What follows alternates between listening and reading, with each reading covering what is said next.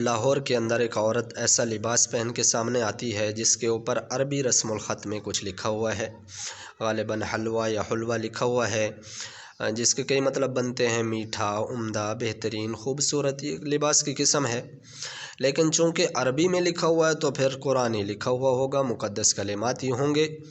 یہ ایک نادانی ہے، لوگ چونکہ عربی سے واقف نہیں ہیں تو یہی سوچ کر اس پر ٹوٹ پڑتے ہیں اور کہتے ہیں کہ اس نے مقدس کلمات کی بے ادبی کی ہے، توہین کی ہے، گستاخی کی ہے، اور گستاخ کی سزا سر تن سے جدا، اور اس کو مارنے پہ اتر آتے ہیں۔ یہ تو اللہ نے حفاظت فرمائی اور پولیس موقع پہ آئی اور اس خاتون نے آ کر معاملے کو سنبھالا، نہیں تو یہ آگے بڑھ کر اس کو قتل کر دیتے، اور اگر خدا نخواستہ قتل کر دیتے تو جتنے لوگ اس میں شریک ہوتے سارے قاتلین میں شمار ہوتے۔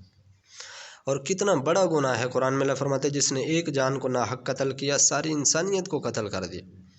اور دوسری کا اللہ فرماتے ہیں کہ اس جو ناحق قتل کرتا ہے ہمیشہ جہنم میں جلے گا، اور اللہ کا غضب ہوگا، اللہ کی لعنت ہوگی، اور اس کے لیے بہت بڑا عذاب ہے۔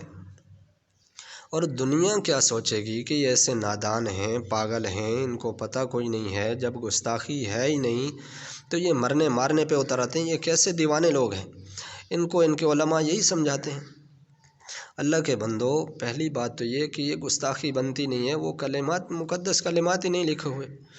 دوسری بات علماء فرماتے ہیں اگر مقدس کلمات لکھے ہوئے بھی ہوں پھر بھی جا کر پہلے اس کو بتاؤ، اس کو سمجھاؤ کہ یہ تم نے جو لکھا ہوا ہے یہ بے ادبی ہو رہی ہے۔ ہو سکتا ہے اس کو پتہ نہ ہو اور اس نے نادانی میں پہنا ہوا ہو اور وہ کہے کہ توبہ توبہ مجھے پتہ نہیں تھا تو میں تو آج کے بعد اس کو نہیں پہنوں گی، تو وہ اپنی غلطی کا اعتراف کر لے، نادانی میں بھی ہو سکتا ہے۔